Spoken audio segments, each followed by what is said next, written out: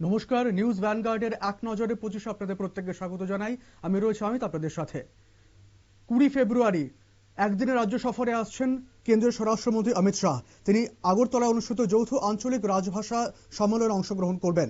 এই সম্মেলনে সরকারি কাজে হিন্দির ব্যবহার বৃদ্ধি ও রাজভাষার প্রসার নিয়ে আলোচনা হবে। পূর্ব ও উত্তর পূর্ব ভারতের একাধিক রাজ্যের প্রতিনিধিরা এতে অংশগ্রহণ করবেন। বিশ্রামগঞ্জে নগর পঞ্চায়েত গঠনকে কেন্দ্র করে একটি কমিশন করে দেওয়ার দাবি তুলেছে প্রদেশ কংগ্রেস।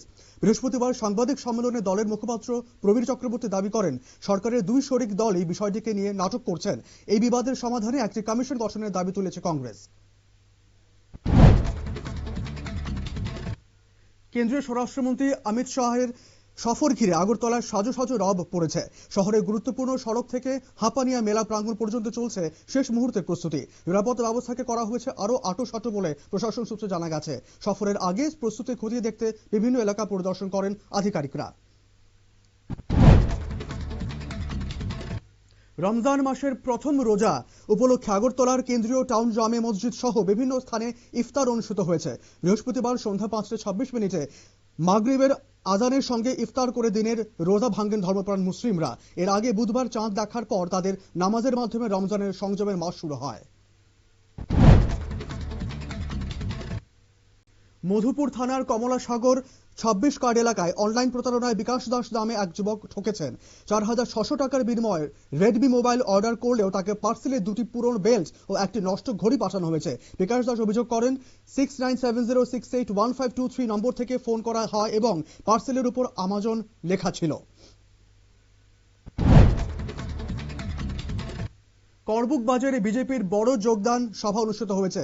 মথার দুর্গে শক্তি প্রদর্শন করে ত্রিপুরা মথা পার্টির 106 পরিবার মোট 237 ভোটের সদস্য বিজেপিতে যোগদান করেছে। সভায় উপস্থিত ছিলেন ট্রাইবেল ওয়েলফেয়ার মন্ত্রী বিকাশ দেববর্মা ও প্রাক্তন সাংসদ রেবতী ত্রিপুরা, বিপুল দেববর্মা, সবিতা নাচ এবং অসীম কুমার ত্রিপুরা। টাকারজলা, শান্তিনগর ও 18 কাঠ এলাকায় ত্রিপুরামথা কার্যালয় ভাঙচুর করে বিজেপি আশ্রিত দুষ্কৃতীরা। শ্রমিকদের মারধর করে বলে অভিযোগ উঠেছে। শ্রমিকদের কাছ থেকে 30,500 টাকা ছিনিয়ে নেওয়া হয়। ঘটনাকে কেন্দ্র করে এলাকায় উত্তেজনা ছড়িয়েছে। পরিস্থিতি সামাল দিতে নিরাপত্তা বাহিনী মোতায়েন করা হয়েছে।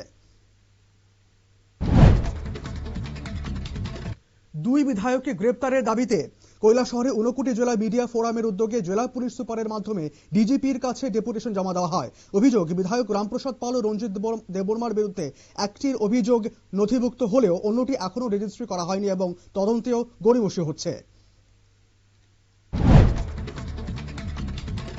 ধর্মনগর মহকুমার আনন্দবাজারের রাজনগর কলোনিতে উন্মাদ কুকুরের কামড়ে এক মাসে 18টি গরুর মৃত্যু হয়েছে। 4 ও 5 নম্বর ওয়ার্ডের বাসিন্দাদের অভিযোগ, প্রশাসনের ভ্যাকসিন কর্মসূচি কার্যকর হয়নি এবং আর্থিক সহায়তা মেলেনি।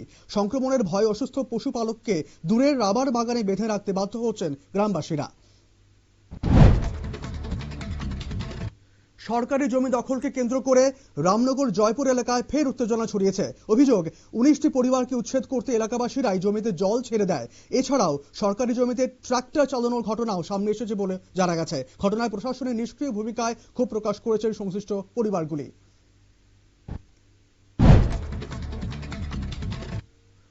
কৈলাসহরে আনন্দমার্গ ইউনিভার্সাল রিলিফ টিমের উদ্যোগে দুস্থদের মধ্যে শীত বস্ত্র বিতরণ করা হয়েছে।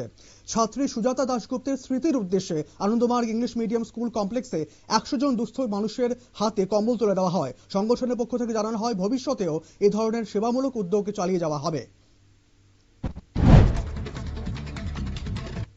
স্বাস্থ্য সুরক্ষায় টিকাকরণের গুরুত্ব তুলে ধরতে ধলাই মুখ্য স্বাস্থ্য আধিকারিকের কার্যালয়ে জেলায় সংবাদ মাধ্যমের প্রতিনিধিদের নিয়ে জেলা পর্যায়ে সচেতনতা কর্মশালা অনুষ্ঠিত হয়েছে। জেলা টিকাকরণ আধিকারিক ডক্টর প্রীতম দেববর্মা জানান, ফেব্রুয়ারি 2026 পর্যন্ত 0 থেকে 1 বছর বয়সী শিশুদের টিকাকরণের হার জেলায় 97% পৌঁছেছে। পূর্ব আগরতলা থানার যোগেন্দ্রনগরের এলাকা থেকে 18 কেজি গাঁজা সহ 2 যুবককে আটক করেছে পুলিশ। ওসি সুব্রত দেবনাথ জানান, ধৃতদের কাছ থেকে বিপুল পরিমাণ গাঁজা উদ্ধার হয়েছে বলে পুলিশ সূত্রে জানা গেছে। ঘটনার পর তাদের বিরুদ্ধে প্রয়োজনীয় আইনি ব্যবস্থা নেওয়া হয়েছে। ধৃতদের পুলিশ রিমান্ডে চেয়ে আদালতে সোপর্দ করা হয়েছে। বালু ব্যবসায়ীদের বিভিন্ন সমস্যার সমাধানের দাবিতে বিশালগড়ে বন দপ্তরের এসডিএফও কার্যালয়ের সামনে ধর্নায় বসলেন গাড়ি চালকরা। চালকদের অভিযোগ, ট্রানজিট পাস স্থানীয় ভাষায় ব্রাইটেল না পাওয়ায় তাদের জীবিকা মারাত্মক সমস্যায় পড়েছে। বালু সরবরাহ করতে না পারায় ঠিকাদাররা সময়মতো টাকা দিচ্ছেন না বলেও অভিযোগ তাঁদের।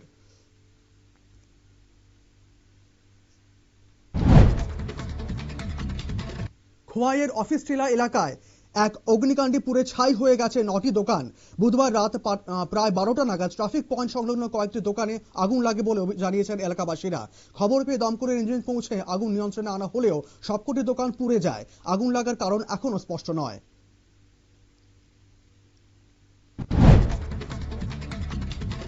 সার্ভার ত্রুটির জেরে ফের বৃহস্পতিবার দিল্লি, মুম্বাই সহ একাধিক বিমানবন্দরে চেক ইন প্রক্রিয়া ব্যাহত হয়। এর ফলে বেশ কয়েকটি ফ্লাইট দেরিতে ছাড়ে বা বাতিল করতে হয়। নেভিটায়ার সিস্টেমের সমস্যার কারণে এই বিপত্তি ঘটে। আচমকাই সার্ভার ডাউন হয়ে যায়। ইউরোপের কয়েকটি বিমান সংস্থার পরিষেবাও প্রভাবিত হয়েছে। অসমে ভোটার তালিকার বিশেষ নিবিড় সংশোধন না হওয়া নিয়ে দায়ের হওয়া মামলা খারিজ করল সুপ্রিম কোর্ট। এই মামলায় নির্বাচন কমিশনের সিদ্ধান্তকে চ্যালেঞ্জ করা হয়েছিল। কমিশন এসআইআর এর বদলে ভোটার তালিকার বিশেষ সংশোধনের পথে এগিয়েছিল। মামলার শুনানিতে কমিশনের অবস্থান শোনার পর রায় দেয় শীর্ষ আদালত। মাওবাদী শীর্ষ নেতা সুরেশ কোড়া ওরফে মুস্তাকিমের আত্মসমর্পণের পর বিহারকে মাওবাদী মুক্ত বলে দাবি করল রাজ্য পুলিশ। গত কয়েক মাসে মাওবাদী উপদ্রুত বিভিন্ন রাজ্যে বহু মাওবাদী আত্মসমর্পণ করেছেন। মৃত্যু হয়েছে একাধিক মাওবাদী নেতার। দেশকে মাওবাদী মুক্ত ঘোষণা করার সময়সীমা ঘনিয়ে আসার মধ্যেই বিহার পুলিশ এই দাবি করল। ভারতে আয়োজিত আন্তর্জাতিক নৌ মহড়ায় যোগ দিল বাংলাদেশও। অন্ধ্রপ্রদেশের বিশাখাপত্তনমে আন্তর্জাতিক নৌবহর পর্যালোচনার মহড়ার সামিল হয়েছে তাদের নৌবাহিনী। বিশ্বের বিভিন্ন প্রান্ত থেকে মোট 70টি দেশের নৌবাহিনী নিজ নিজ রণতরী নিয়ে এই মহড়ায় এসেছে। বাংলাদেশের উপস্থিতি মহড়ায় আলাদা মাত্রা যোগ করেছে বলে মত একাংশের। নয়াদিল্লিতে আয়োজিত এআই সামিট 2026-এ বক্তৃতা করছেন না মাইক্রোসফটের সহ প্রতিষ্ঠাতা বিল গেটস। সামাজিক মাধ্যমে পোস্ট করে বিষয়টি আনুষ্ঠানিকভাবে জানিয়েছে গেটস ফাউন্ডেশন। সম্মেলনে গেটসের বদলে সংস্থার আফ্রিকা ও ভারতের দফতরের প্রধান অঙ্কুর ভোরা প্রতিনিধিত্ব করবেন।